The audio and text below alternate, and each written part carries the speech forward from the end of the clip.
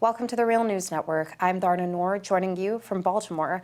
Across the country, reproductive rights are coming under attack. Just this last week, the governor of South Carolina, Henry McMaster, signed an executive order stopping all state or local funding in any form to doctors who provide abortions or groups associated with abortion services. And this past April, President Trump signed a national executive order allowing states to deny some federal funding to groups that provide abortions. But some states are actually moving in the opposite direction. Earlier this month, Oregon Governor Kate Brown signed the Reproductive Health Equity Act. The bill requires insurers to provide reproductive services, including abortion, for free with no copays. Here to talk more about this is Laurel Swerdlow. She's the Advocacy Director of Planned Parenthood Advocates of Oregon, and she's joining us today from Portland. Thanks for being with us today, Laurel. Thanks so much for having me. So, first of all, congratulations are in order. Your organization, Planned Parenthood in Oregon, the Planned Parenthood chapter in Oregon, is part of the coalition that helped write this bill. Some are actually calling it the most progressive piece of reproductive health policy in the entire country, especially because it designates some state funds to provide reproductive health care to undocumented folks who don't have access to Medicaid. So, congratulations. Thank you so much. We're very excited that Governor Brown showed the leadership to sign this important bill into law. Laurel, some, especially Republicans, have said that they don't know why this bill was actually necessary. Here's Republican State Representative Mike Neerman during the House debate on the bill. We don't need to do this. This is Oregon. There's no legal restrictions on anyone's right to get an abortion. None. Why was this legislative action necessary in a state where there's been no restrictions on abortion access?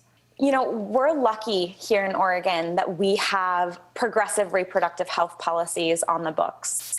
But even in a state like Oregon, thousands of Oregonians still lacked meaningful access to the reproductive health care that they need.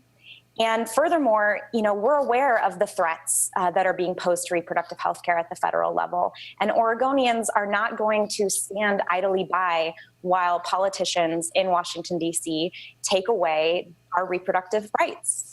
That's why the Pro-Choice Coalition of Oregon worked with state legislature, with the state legislature to introduce the Reproductive Health Equity Act, which ensures that Oregonians, regardless of income, citizenship status, gender identity, have access to the full spectrum of reproductive health services that they need. Because ultimately, a right without access is no right at all.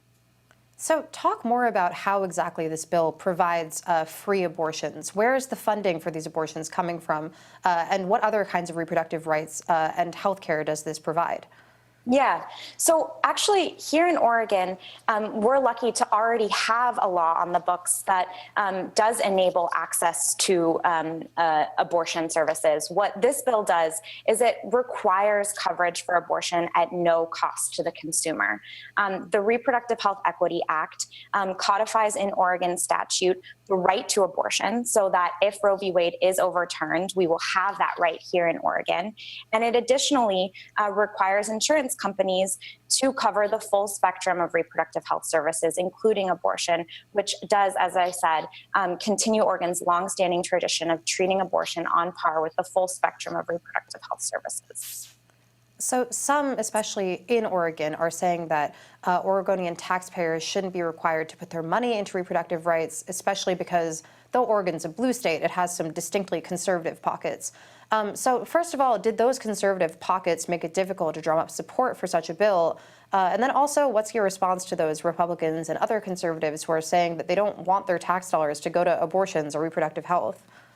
You know, Oregon has actually been paying for abortion services for decades now.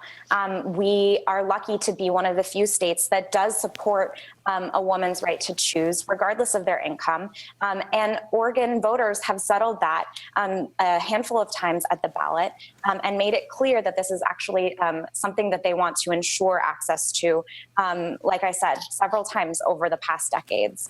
As far as opposition that we encountered, you know, we continue to see through polling that a solid 7 out of 10 Oregonians really support a woman's right to choose. And so, in fact, the support of Oregonians was really on our side for this bill throughout. Nationally, too, abortion is emerging as a divisive issue, particularly within the Democratic Party. Last month, in an interview with The Hill, the chairman of the Democratic Congressional Campaign Committee, Ben Ray Lujan, said that when considering which candidates should receive funding, there would be no, quote, litmus test, unquote, on opinions on abortion access. And some other Dems are agreeing that being pro-life should not be a deal breaker. What's your response to all this? Planned Parenthood is a nonpartisan organization, and we believe that all politicians, regardless of their political affiliation, should stay out of decisions that must be left between a woman and her healthcare provider. Fundamentally, Planned Parenthood believes that an individual has an absolute right to their personal beliefs on abortion. But what we care about is that politicians, again, regardless of their political affiliation, continue to represent the people that they serve. And as I've said, 7 out of 10 Americans believes that Roe v. Wade should remain the law of the land. And so all politicians should be serving the people that they represent. And they need to make sure that when it comes to how they're voting to ensure access to reproductive health care. So turning back to Oregon, is this bill bulletproof? I know that you said that it would protect from any overturning of Roe v. Wade, but is there anything that the federal government could do to attack it?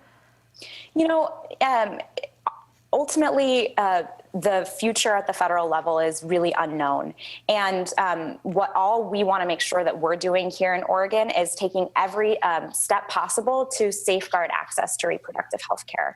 It's hard to say what the future holds at the federal government, but what we know here in Oregon is that we want to be taking every precaution possible to be ensuring access to reproductive health care. And that's what this bill does. And finally, Laurel, what will reproductive rights activism look like in Oregon now? Is the fight for reproductive justice over now that you've had this massive win? That's a great question. The fight for reproductive justice is far from over. This bill takes huge strides in securing access to reproductive health care for Oregonians. But unfortunately, there are still areas that we need to expand. Pro-choice advocates in Oregon stand alongside advocates throughout the country that oppose the Hyde Amendment, which prohibits federal dollars from going towards abortion services. And so we join that coalition throughout the country that continues to say that access to reproductive health services should not be determined by how much money you make, by your citizenship status, by the type of insurance. And so while this bill does take large strides forward, there's definitely still work to be done. All right, Laurel, and as that work continues, we'll be sure to talk to you again. Thanks so much for coming on today. Thanks so much for having me. And thank you for joining us on the Real News Network.